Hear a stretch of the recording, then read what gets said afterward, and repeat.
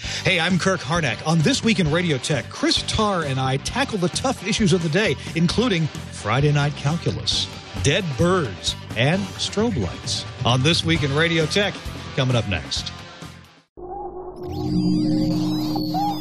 Netcasts you love. From people you trust. This is TWiT. Bandwidth for This Week in Radio Tech is brought to you by Cachefly at CACHEFLY.com. This is This Week in Radio Tech, episode 133, recorded June 13th, 2012. Friday night is for calculus. This Week in Radio Tech is brought to you by Axia Audio and the new Radius IP audio console on the web at axiaaudio.com. Hey, and welcome into This Week in Radio Tech. I'm Kirk Harnack, your host, and we are going to have a great time. Me and Chris Tarr talking about radio engineering stuff.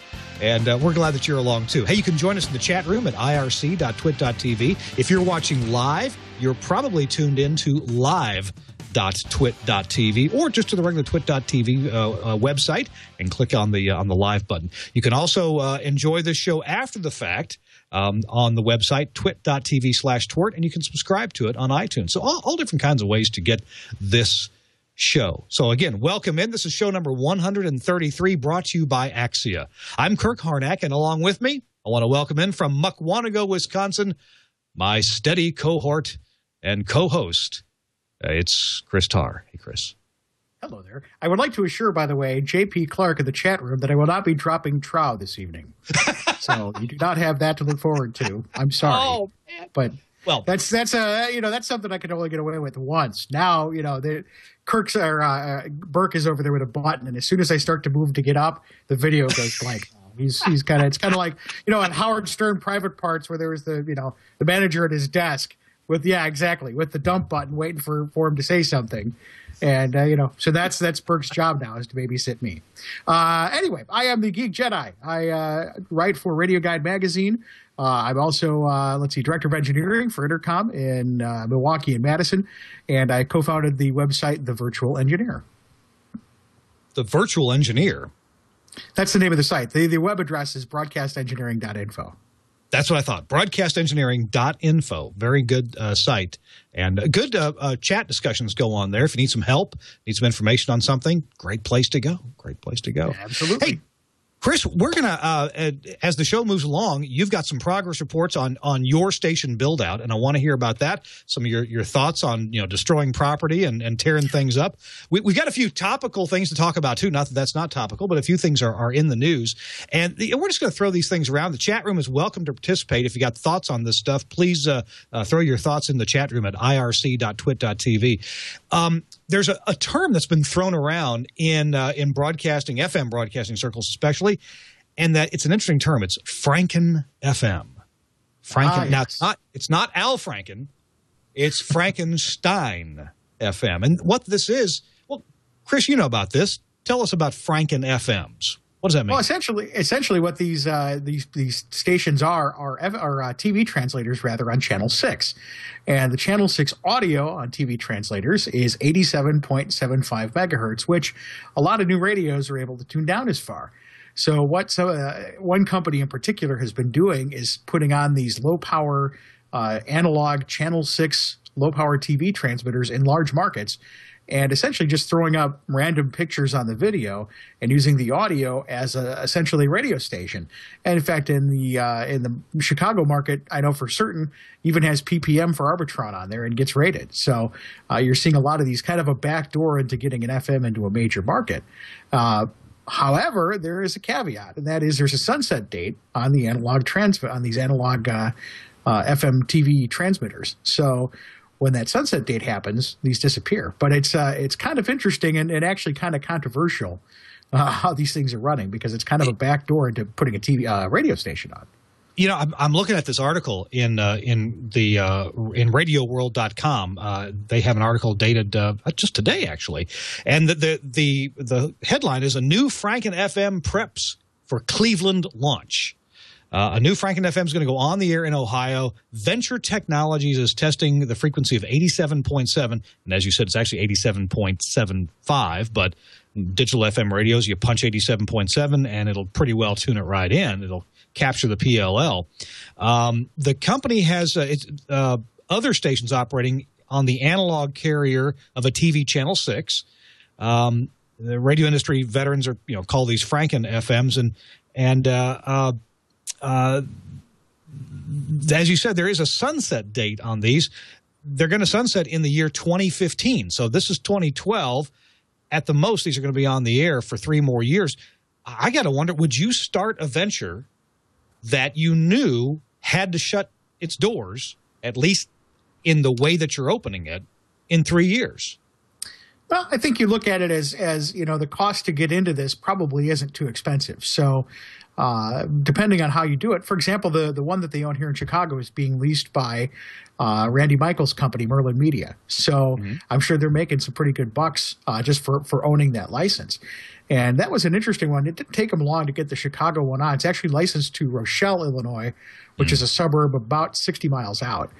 So it's hard to say. I mean, if you can get into it fairly inexpensively, at least in the large markets, somebody's going to want to put something on there, even in the short term. And you could probably, pretty good little quick investment. Now, I understand that people who own regular FM radio channels, licensees of regular FM radio channels, are not exactly thrilled about Franken FMs and the fact that people get a Channel 6, maybe a low-power Channel 6 license, and make it into a radio station. Well, I mean, first of all, yeah, they're all low-power TV. It's the only thing allowed left to do analog. And, it is kind of it's not obviously not violating the letter of the FCC, but it is violating the spirit of the regulation there.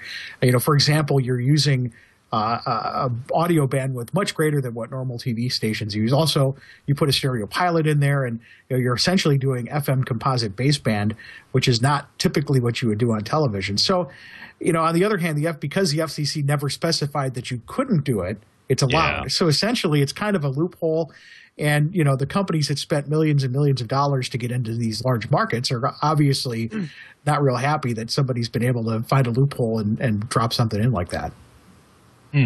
Interesting. Well, if you, is this something that you would do if you wanted to have a major market? I would for a client. I mean, that's what they pay me for. Is to figure these sorts of things out. I think it's very creative. And yeah, okay, it's kind of I probably wouldn't be the most popular guy in the block, but if just like this company, I'm sure has an engineer who at some point along the line went, hey, you could do this, and there's rules about commercial operation on low power FMs, but those aren't the rules that apply to low power TV. Correct. Well, that's what's so interesting about it is there is nothing. I mean, this is essentially the equivalent of in some cases coverage wise in some of these markets, a Class B FM out of nowhere. Now, obviously, it's a little difficult marketing wise. I mean, a lot of people don't know that there's anything on that end of the dial. I mean, you're way at the end. Yeah. Not all radios can get it either. So there's a little bit of an issue there. But the Chicago one, for example, when it was doing smooth jazz, was middle of the pack in the ratings. It didn't do too bad. Really? Yeah. Wow. Well, hey, shift gears. Last week we talked about WWV, and Tom Ray gave us a tour of the WWV transmitter site and WWVB out in Fort Collins, Colorado. We had a good time also with WWV, the big market thing. WWV, Fort Collins, Denver. Yeah, that's right. It just came across the wires today from RadioWorld.com in that WWVB, now that's the 60 kilohertz transmission. So this is really, really low frequency. And this is what most of those, atomic clocks, if you buy a radio-controlled WWV clock at the store, and that's what these are tuned to, the 60 kilohertz signal. It hugs the ground real well, travels a long ways, but the reception isn't always really good. And there's a report out that WWVB is trying to improve their signal penetration by adding another kind of modulation to the mix.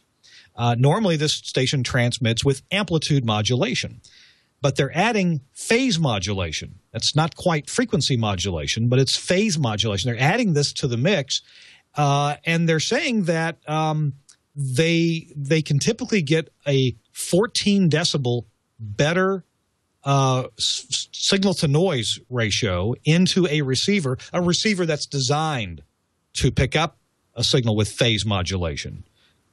Chris, is that making sense to you, that it's easier for a receiver to detect a change in phase even if a change in amplitude is not so detectable because of noise? Well, sure. I mean, you don't get a lot of atmospheric noise that has a phase component to it. So if you can, if you know what you're listening for, it's a lot easier to pick that up out of the noise than, say, for example, it's the same kind of situation with digital radio, any kind of digital radio versus analog. You don't necessarily in the digital world have to shout louder than anybody else. You just have to shout differently. Gotcha. And and that's why. Well, that's part of what makes FM reception, and this was, of course, big news back when FM came along. FM reception is basically noise-free compared to AM reception. And you mentioned atmospheric noise. There's all kinds of things in the world, in the atmosphere, in the environment that will cause an amplitude modulation receiver to pick that up as noise. That's why you hear lightning strokes on an AM receiver. But you don't hear them, at least not very often, on an FM receiver, because the FM receiver is listening for changes in the frequency. And a phase modulated, or a PM receiver, phase modulation receiver, is looking for changes in the phase. Chris, one thing I've never been real clear on is there much of a difference between phase modulation and frequency modulation in terms of modeling it in my head? What's going on here? No, and again, I'm not 100% into that. It's not something I run into every day. But if I remember correctly, it's similar in. I'm trying to think of a good way to say this. It's similar in how it's in how it looks, for example, as opposed to. Like amplitude modulation is very simple. You can see it on a scope, right away from the waveform that it is. But phase modulation is, if I'm not mistaken, very similar to FM modulation in construction. So, for example, it's more of a constant. It's really hard for me to describe this. It's for example, when you're looking at FM, it looks like a lot of white noise on a screen. Mm-hmm. Amplitude modulation is kind of that, or phase modulation is kind of that same type of thing. Well, I'm looking at it. There's an article in Wikipedia that describes amplitude modulation and phase modulation. It looks to me like phase modulation.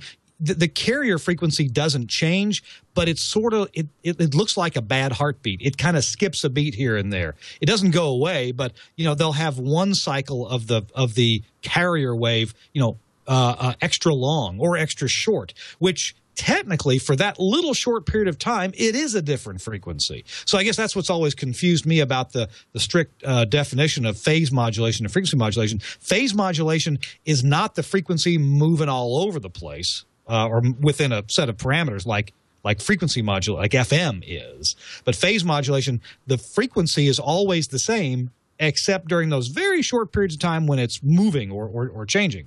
Does that sound like a better description to you? Yeah, it's similar a little bit, I guess, in theory, similar to what they used to do with AM stereo and that sort of thing. And it's a very I kind of look at phase modulation as sort of that in between your basic AM and digital. It's almost a way of encoding audio information.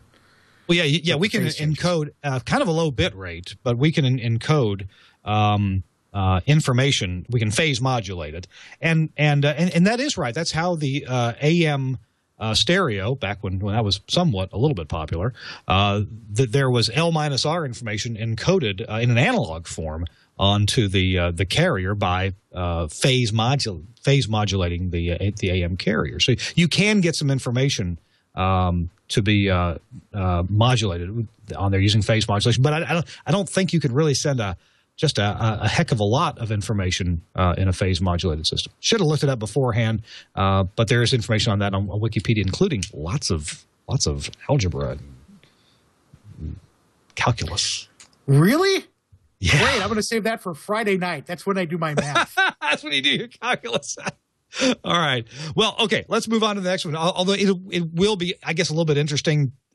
People will come out, may come out with equipment that listens to the WWV in its phase modulated sense, and we get better performance out of it. Maybe a solution looking for a problem, or who knows how widespread that'll be. But probably a good use of the technology that we know. I guess I'm kind of wondering. We're engineers. That's what we do, is we create solutions for problems that don't yet exist. Why didn't we do this 40 years ago?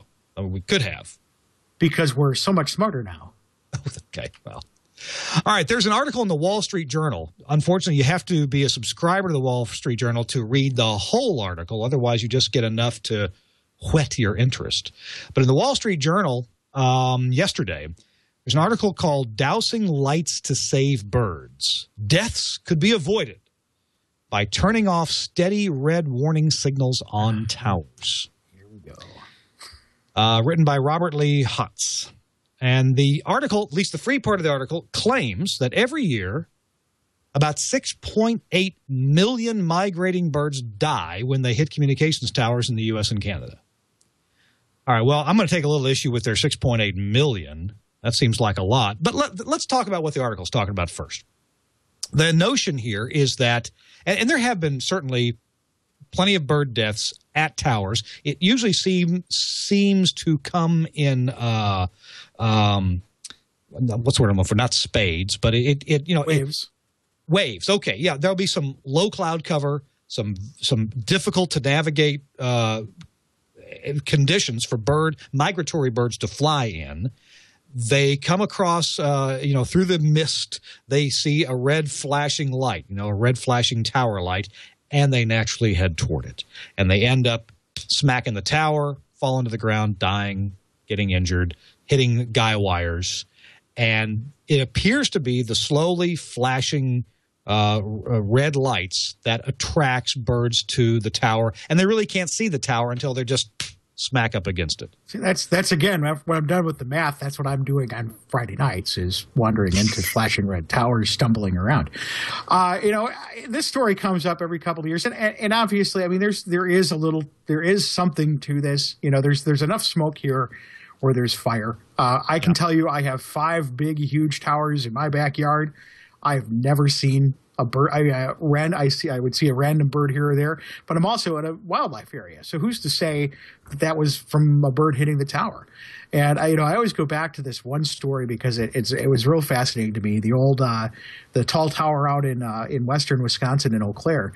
And, there was a story one year printed in the paper that a lot of people point to, where there were these thousands of birds one morning as the town woke up, all of these birds dead around the tower site. Yeah. Well, somebody actually went and investigated that and tracked down people involved. And, when they got back down to it, nobody could really support that that had ever happened. It was almost like an urban legend. So, I do think that there's something to it. I don't think it's I guess in my experience, all the years that I've done this, I've never been to a site where that's been an issue. So, I do read it with interest, though. I mean, I do think there's something. There seems to be, a correlation, because they're also saying that if you strobe it at night, that it's a less of a hazard to the birds and that sort of thing. So I think there's something there. I just don't think that it's as widespread and as lethal as people are making it out to be. On the Web 6843, who might have access to the whole article, sorry, I haven't paid for the Wall Street Journal online, he says it's not just the flashing red lights, it's the constant red lights, and we know those as being called obstruction lights, whereas the flashing ones we call beacon lights. It may be the steady burning red lights that draw birds too, which of course will lead them straight to the tower as well. Okay, here's my couple of thoughts on this. I, for some years, was the engineer for a station with a tall tower in Frenchman's Bayou, Arkansas, and that was just a few miles, and by a few, I mean like 6 miles maybe, from the Mississippi River. Believe me, this was a migratory bird path. And I was all around that tower site. It was in the middle of a bean field, but we had equipment there, and we had a generator, and we had a road, and I'd go out to the guy anchor points to check them. And same as you, I never once saw a dead bird at this site. And if a bird was going to hit this, and by the way, it was a red lighted site for years. Later, they put a taller tower up there and strobe lit it. Now, supposedly strobe lights don't really invite the birds, hey, come hit me. But the red lights do. But I never saw a dead bird there. And, I'm not going to say I never saw a dead bird at any tower site I've been to, but I sure have been to hundreds of tower sites. And I don't recall ever saying, hey, there's some dead birds here. Not once, not ever. And I realize if they died and weren't found by a human, pretty soon they're going to get, picked up and taken away by, who knows, feral cats out in the middle of nowhere, maybe not. But here's a question that was asked in the chat room. What about red-lighted buildings? There are plenty of tall buildings in the U.S. on migratory bird paths that are red-lighted, either with flashing lights or steady burning lights. Are there... It just kind of goes with the causation versus correlation type of thing. The other thing that they never bring up in these studies is that where do you find radio towers most often? In the middle of nowhere, in the country. So the chances of finding a dead bird out there are a whole lot greater than, for example, a tall tower in the middle of a downtown area where not only that, but you'd see a dead bird and you wouldn't think twice about it. So, I do think that, there has yet to be, I think, a really good, completely neutral point of view, blind controlled study on this. I think there's been a lot of conjecture, both from the guys saying, it never happens, and the others who say, it happens all the time. It's hard to say. It's kind of like saying, well, I find flakes of paint at tower sites. So therefore tower sites, attract paint flakes. There's flaking paint on the tower. So of course you're going to find it there. It's the same kind of thing. I can tell you one thing that when you climb a tower or are around the base of a tower site, there's a whole lot of bird poop there. Well, that's the other thing. I didn't invite them to come by. I mean, they could just leave if they'd like. I don't really have a problem with that. Well, a couple other things, notes to add about this. Here in Nashville, where I live, there is a tower site. It belongs to WSMV Television, their Channel 4, the NBC affiliate. And for apparently some years, maybe some decades, and I wish I was really up on this, but for some decades, they have had a cooperative effort with a local chapter of the Audubon Society, and some volunteers go check the grounds frequently. I don't know if it's daily or weekly, but they check the grounds, and they've got a beautiful site. It's a tall tower. It's out on the west side of Nashville. They've got a nice site to walk around because that's where the studio is also. So they have plenty of acreage there, cut grass, parking lots. In other words, it's a good place to go find dead birds if there were some, and they do find some. But I think they've even had a couple of occasions where they found some, quite a few dead birds here. I don't know if it was 10 or 20 or 100, but they have found dead birds there. Although it's not like they just wake up one morning and find 1,000 dead birds out there. So how you get to the figure of 6.8 million migrating birds die every year from towers, I just don't get that. I don't get where they – sounds to me like somebody's looking for grant money. I would show you where they get that number from, but I promised I wasn't going to drop trow this evening, so I can't tell you that. What I will say is the solution is we just simply need to pass a law saying it's illegal for birds to fly to towers. There you go. Problem solved. There you go. So so one solution offered was turn off the tower lights. Now, before you say that's crazy and what about the planes, I do want to offer up a little point here. Imagine us, here we are 50 years in the future. We still have communication towers because we have to get radio signals projected from transmitted from a high point of view to have coverage. It's not so hard for every aircraft, including helicopters, flying to be GPS equipped. And GPS databases know where all the towers are. So would we get to a point where we don't need tower lights? Because any aircraft that might hit a tower has GPS in it. Not only does the plane not have to look out for a flashing light anymore, which, by the way, hasn't always been effective. Plenty of aircraft have run into towers with perfectly good working flashing lights. But the GPS is there, and just like a proximity warning to the ground or to rising terrain, the GPS navigation system in the aircraft could certainly warn you about, hey, you're in the proximity of a tower, and guess what, dude? You're 30 feet below the top of it, or you're only skimming 30 feet above the top of it. Warning, warning, Will Robinson, or danger, Will Robinson. So will we reach a point, Chris, chat room, where there's no need for tower lights? It's interesting. I don't remember if this was at NAB or at one of the WBA conventions, but I actually talked to a guy who's participated in a test like that, where they had some towers that were keyed to which had sensors on them, along with airplanes that had sensors on them. And the way that these would work is the tower lights on the towers would stay off, and they wouldn't go on unless for some reason there was some concern that the airplane was getting close to the tower, and then the tower lights would come on to alert the pilot that the tower was there. And an anecdote from the test was that pilot went through and flew through the zone where these towers were, got back and complained that the stuff was broken. And he said, tower lights never came on. And the guy said, yeah, because you were never close to hitting any of them.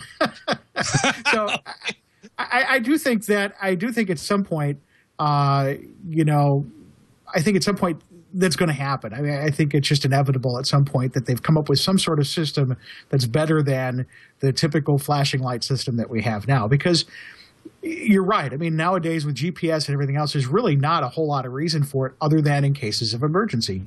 And I don't think it's too far away from the future where, the tower light systems not only have the ambient light sensor for on and off, but also a perimeter sensor, where it can detect objects coming, at an angle that maybe, would interfere with the tower, and the lights would come on to signal that there's a problem. I think at some point it's going to happen. I think that the tower light method is just an old, outdated technology.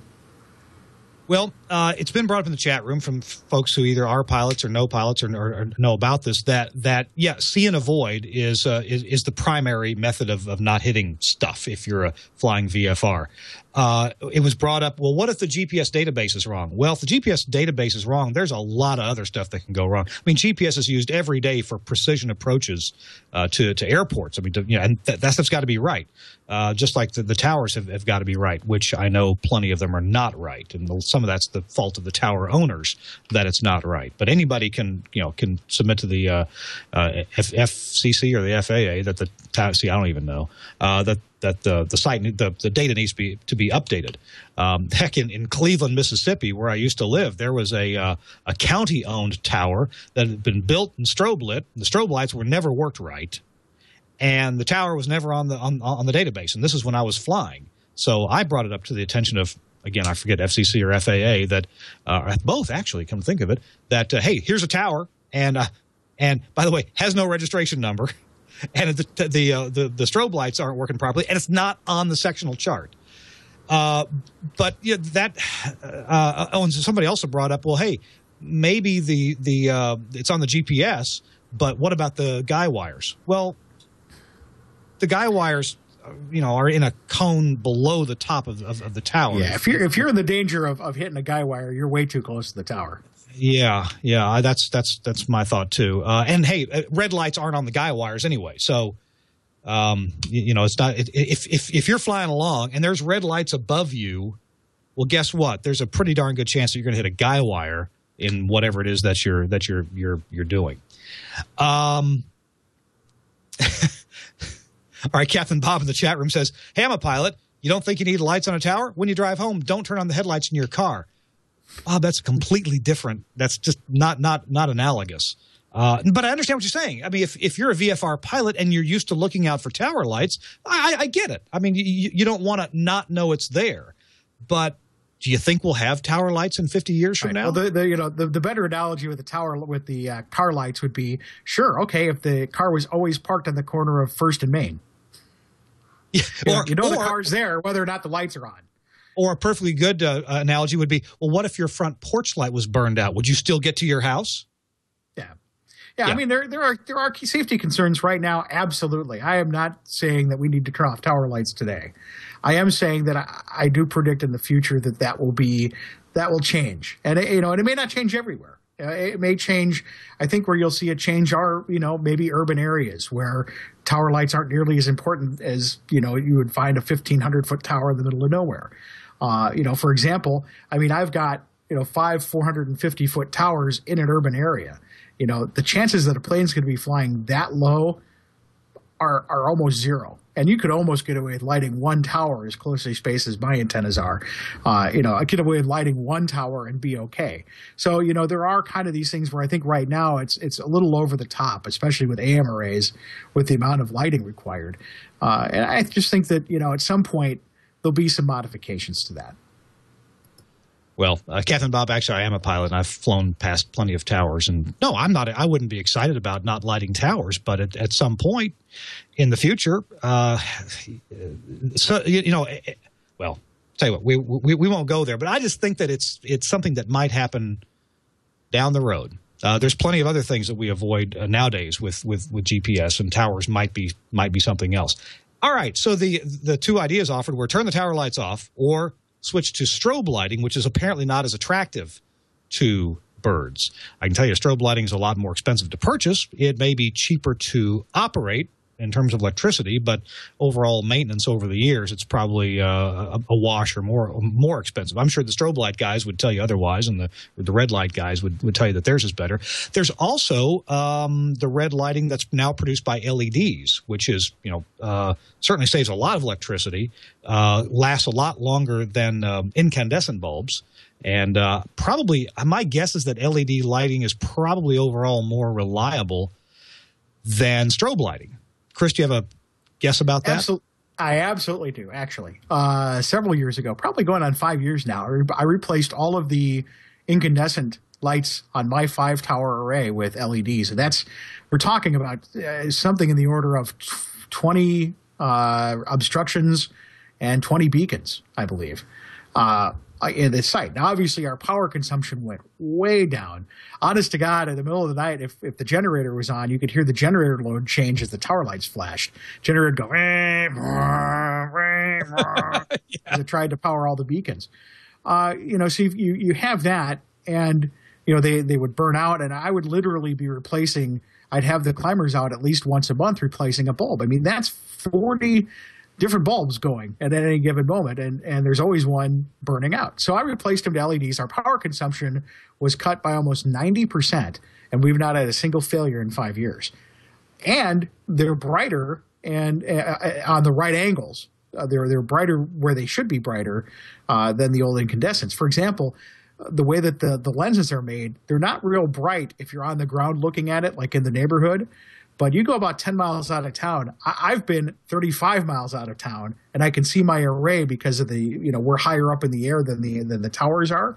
So we're right at that angle where we can see into the tower array, and they are extremely bright. So LEDs are fantastic. Now, on the other hand, I have worked with sites with strobes. Now, they do have new LED strobes that are a little more reliable. But really? Huh. I have not been to a site that has strobes where the guy hasn't said, I really wish I didn't have strobes. the controllers, Unfortunately, they use electronic controllers. And what happens is just the lightning just kills them every time. And I don't know how many times I've driven by a site after a storm with a tower that's strobed, and the strobes are either in day mode or they're not working at all, or half of them are out.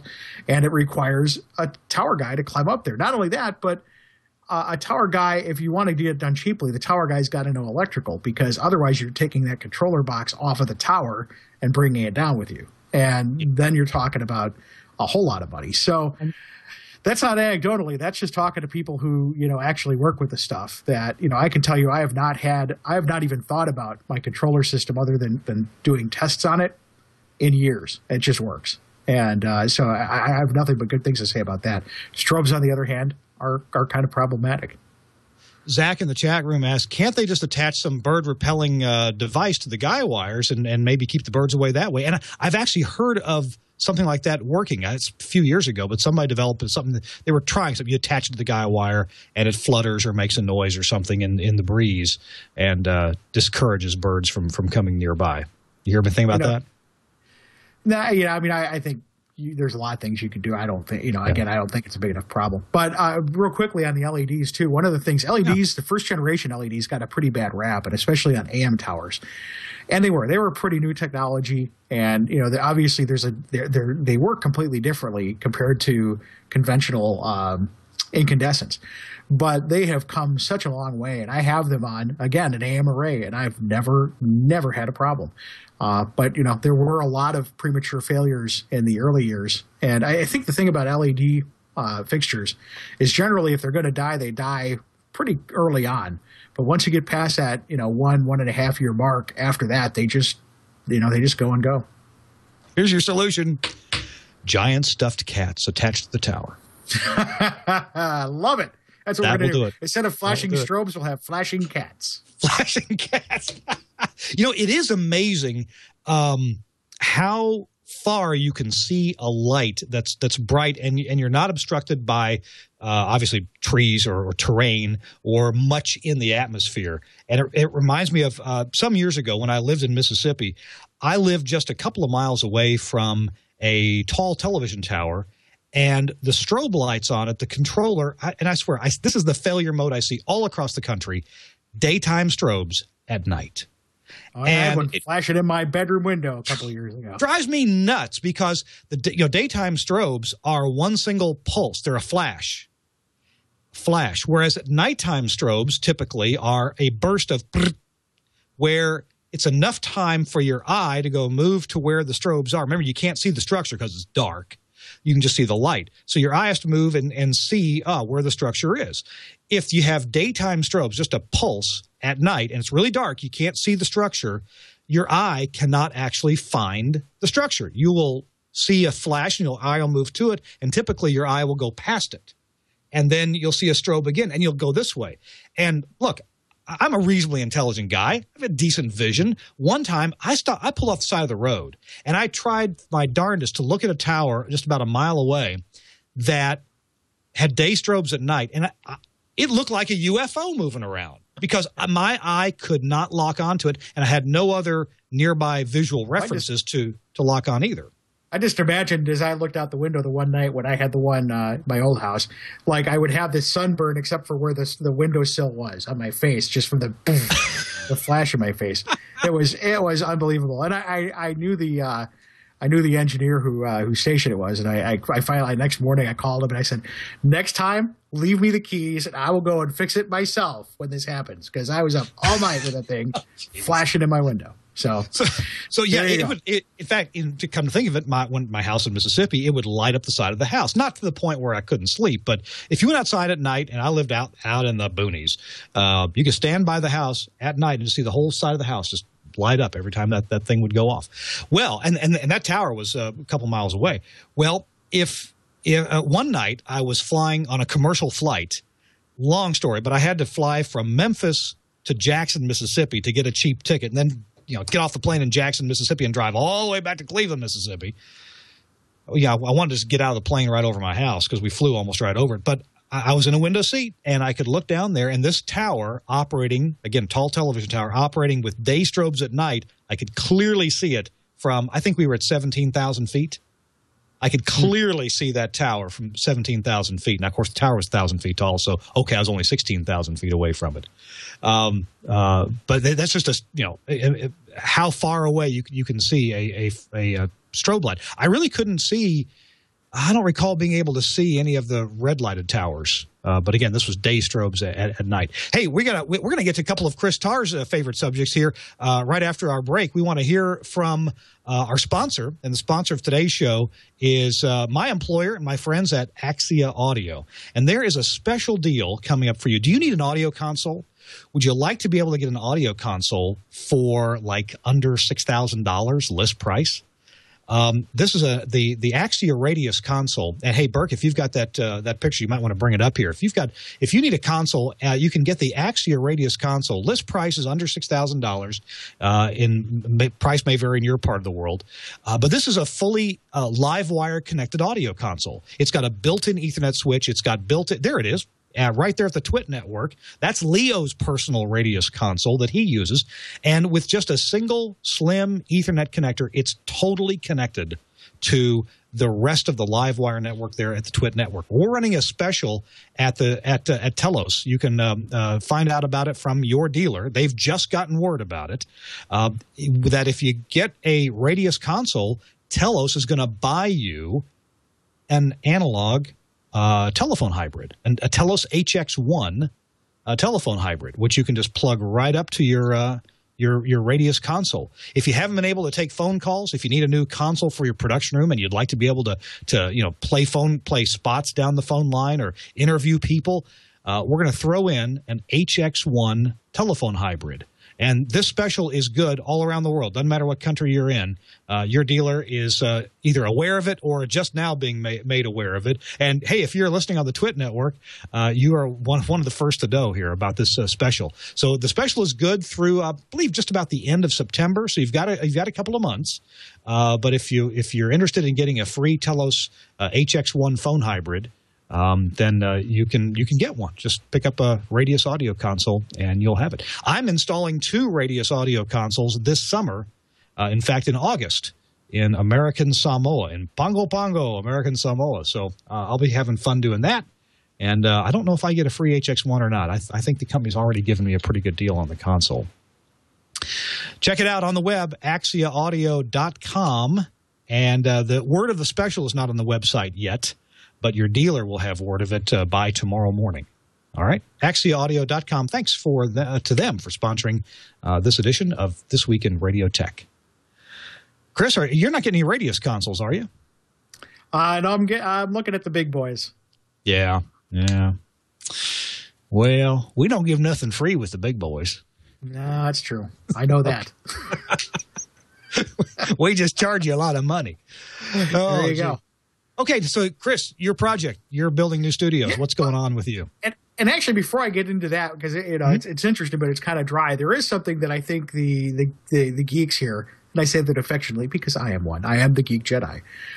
Something that the geeks here would appreciate. One of the jobs that I do is I do consulting engineering, contract engineering for stations all over the place, generally smaller stations that can't afford a full-time engineer. Well, one of the projects I was working on is for a small AM radio station that uses an equalized line, which is just basically a special phone line from the telephone company that allows us to broadcast or to send audio from the studio to the transmitter through this special phone line. Well, it's old and it's beat up, and the phone company doesn't like it. They don't like selling them because they're kind of difficult to maintain. And so this particular audio line sounded pretty bad and had a hard time working a lot of times. It would get pretty noisy or it would drop out completely, something like that. So we were looking for a way to do this. Now, I couldn't put up your typical microwave link just because it's in where the studio was and where the transmitter was. We couldn't get a clear shot, so we were unable to do the conventional microwave link. So we also they couldn't afford a T1 for a high powered business class line. So after using an IP codec for a while successfully at my stations here, I said, well, why don't we do that? Why don't we look at doing something over IP? So we had DSL put out at the transmitter site, cable modem at the studio, and we set up something to send audio over IP. And what we've done is put in a silent sensor, so if the IP connection drops, DSL disconnects or something like that, it flips over to the old noisy circuit. But the audio is so much better. Well, here's the geek story. This is just the setup. I was down there 2 weeks ago to install the equipment. Well, it turns out that there was a problem with the DSL line at the transmitter site, and it wasn't working right. But I was there, and I needed to get it wired up and the silent sensor tested and that sort of thing. So how do I get these codecs to talk to each other? The studio side I had set up. It was working fine. Couldn't get anything. We were dead in the water at the transmitter site. So I pull out my 3G Samsung tablet. I turn on Wi-Fi sharing for the network. Yeah. Okay. Yeah. So I've got that going. So I've got a Wi-Fi hotspot. I open up my Mac. I connect to the Wi-Fi hotspot, which sees the internet. Yeah. I turn on internet sharing on the Mac, which shares the internet connection over the Ethernet jack. And I plug the Ethernet jack, using the Ethernet jack, a cord from the computer to the codec. And guess what? It worked fantastically. I had it running for about an hour using that connection. So sitting over here in the corner is my Wi-Fi tablet with the 3G connection there, my computer talking to it over Wi-Fi, then sharing that internet connection with the codec. And I had it up and running. Audio was playing almost an hour. In fact, I was kind of sad when I had to turn it off because it was working. Because when the DSL started working? No, I actually it didn't start working, but I had to leave. So I had to put it back for connection. Back on the, I had to take my tablet and go home. But, talk about the Swiss Army knife and kind of doing the Geek Jedi thing. It was fantastic. I just had a lot of fun doing that. So and when you get that working, that makes you feel so proud. I've actually done something similar with the Wi-Fi hotspot on this phone to the Wi-Fi stick on a Telos Zip 1 and streamed just fine for hours using that method. And, of course, also done that with a Cradle Point. Cradle Point getting 3G or 4G and then turning that into Wi-Fi or a wired. The Cradle Point I have will do either one. And running a Telos Zip 1 that way. But, obviously it works with other codecs too. It was great just, calling the owner going, hey, you hear your radio station? Yeah, that's on because it's streaming through my little tablet on the cell net. So anyway, enough about that story. We're up to now where the building project in Milwaukee is well underway. And it's been a lot of fun. We haven't actually gotten to do any of the good building stuff yet. That's still to come. But we have to do a lot of grading and a lot of earth moving to get this done. And it's been a lot of fun. But my particular project today, which was kind of funny, was, it's one of those things where no good deed goes unpunished. So essentially, I'm kind of left on my own on this project, which is already, lots of fun because there's no pressure there. But we got the grading in the front done. And as part of this, we're having to grade the front of the building and the back of the building. And we have a lot of trees on our lot, a lot of mature trees on the lot. Most of them had to be torn out. We have these 4 really nice crabapple trees up the walkway in front of the building. And I just hated to see them go. And I said, well, why don't we, since we've got to tear out everything on the other side of the building that faces the street, why don't we move the trees? We'll take the trees for next to the sidewalk. We'll pull them out. They're mature, really nice trees. We'll move them and transplant them to the front of the building. And it'll save us some money in buying trees and things like that. And great, let's do it. That's fantastic. So we fast forward to today, and nobody has decided where these trees are going to go. So all day I'm dealing with the contractors. Where do you want these trees? Like, what do I know about trees? I don't care where you put them. Put them in the ground somewhere. It's just been my entire day, trying to fix, engineering things. And I've had to be this arborist. It's like, I don't care where the trees go. Put them in the ground. Make sure they grow. That's what I care about. So, it's those sorts of things. And then tomorrow, for example, I'm going to be directing traffic because we have to close off our parking lot for the day while they do some work. So what we were going to do was, I was trying to figure out how we're going to manage all these cars and parking. And so we're going to park them on the lawn in front of the building. Okay. So, I was thinking, okay, how can I do this? My first inclination was I wanted to bring some lawn chairs and some beer and just watch everybody try to park.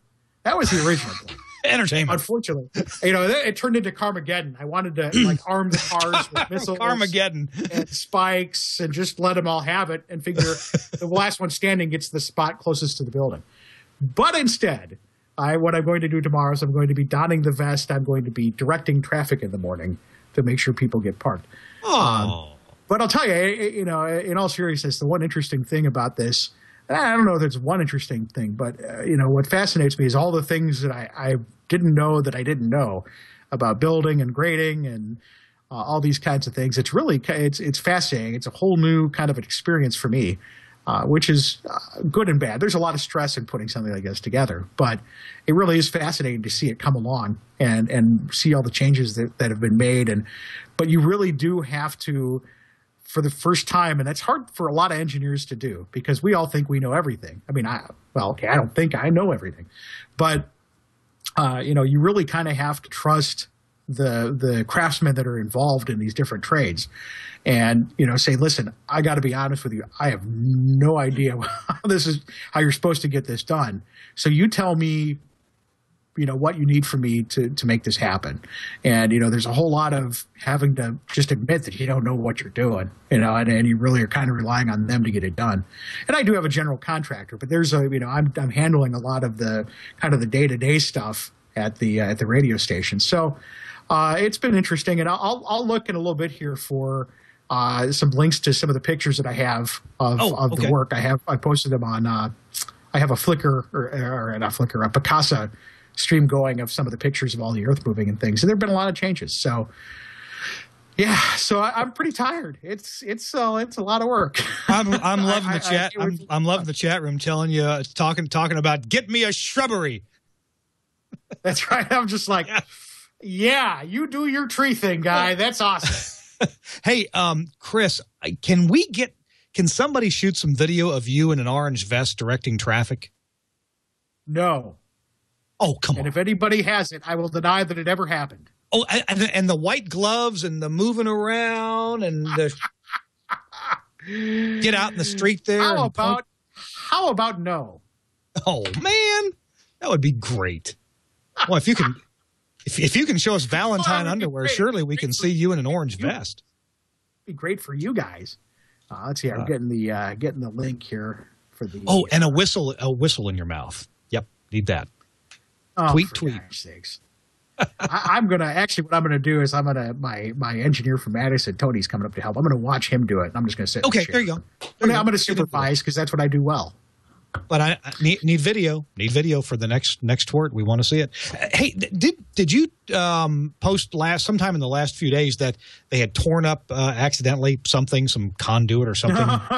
Oh yeah.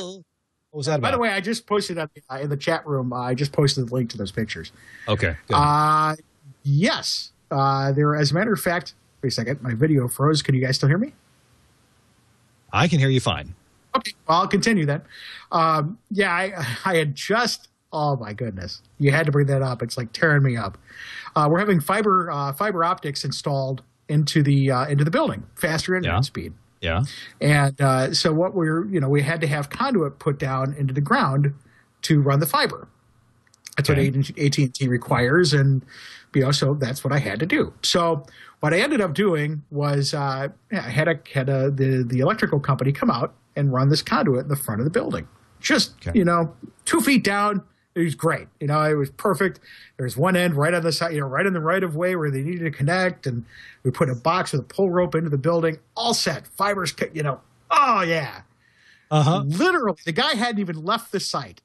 Uh-huh. Literally 2 hours after they had just covered up the trench, the GC comes by with the paperwork going, oh, we need to do some grading out here. And we're going to have to go about 2.5 feet down. Oh, I just paid $3,000 to have the trench put in. Oh, so okay. So at that point, my hair's starting to fall out in clumps, and I got a little nervous tick. Okay, fine. Well, all right, we'll work around it. The grading guy says, "Oh, don't sweat it. Don't sweat it. We will. We know it's there. We'll try to work around it. We may damage a little piece of it by rolling over it or something. But don't worry about it. Well, we're good."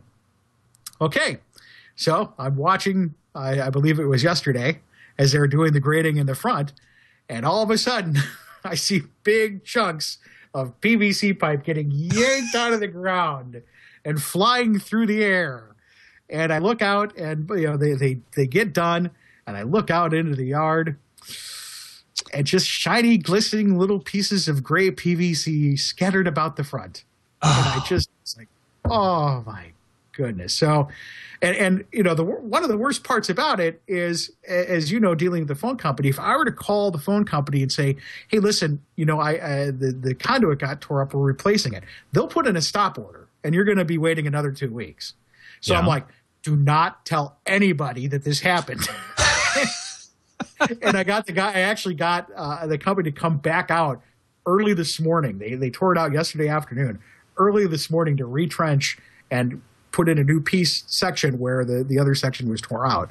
And, so the story ended well. Fortunately, there's no fiber in the trench or in the conduit yet. Oh, they hadn't put it. Oh, okay.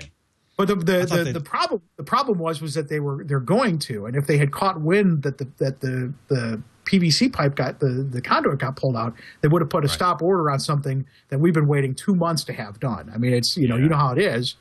It's all paperwork, and the minute something changes on your end, they stop work until it gets fixed and they start it again. So if I had told them that the conduit was gone, it would have been another couple of weeks. So I thought you were going to tell me though that the fiber was already in it and that you just got the ends and twisted them together. No, that was electrical tape on. That was the silver lining to the cloud. What was just killing me was I had just put the conduit in, and literally 3 hours later, they're like, "Oh yeah, that's going to be a problem." It's like, where were you yesterday? I'm telling you, Chris. And good story. Cool breeze. Oh my goodness, were not the polite words that I used. Oh my goodness. And on that note, we got to go. We have filled up our hour. There's pictures from the site. Yeah. In fact, you can see, that's where the trucks are. That's a new portion of the parking lot. So we got that going. Got a new parking lot going, and that's kind of cool.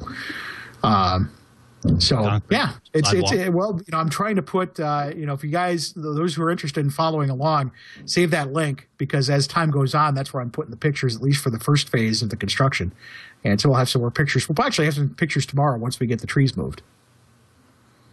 All right. I'll be looking forward to it. Keeps up to date. And get that video camera on Tony with the whistle and the gloves and the vest. Oh, yeah. Well, somebody, one of the sales account executives came up to me and said, "So are you going to valet park the car too?" And I said, "Yeah, right over to the retention pond."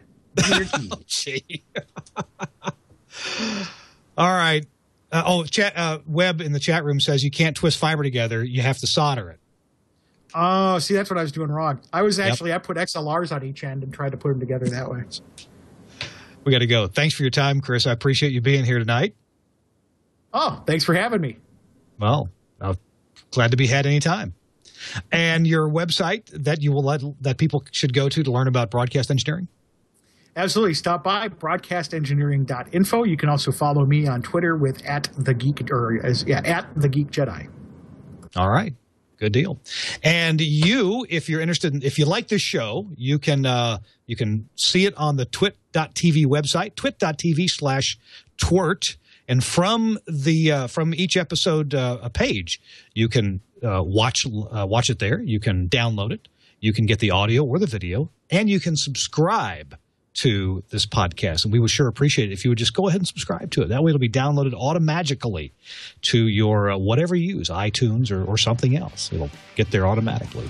We'd appreciate that. Hey, thanks very much to our sponsor, Axia Audio, running a special. You buy a Radius console, you get a free Telos HX1 digital hybrid for POTS phone lines. Thanks very much, Axia. And thanks to Burke at the TWiT Network for producing our show. Really appreciate you, Burke, very much. Thanks for being there.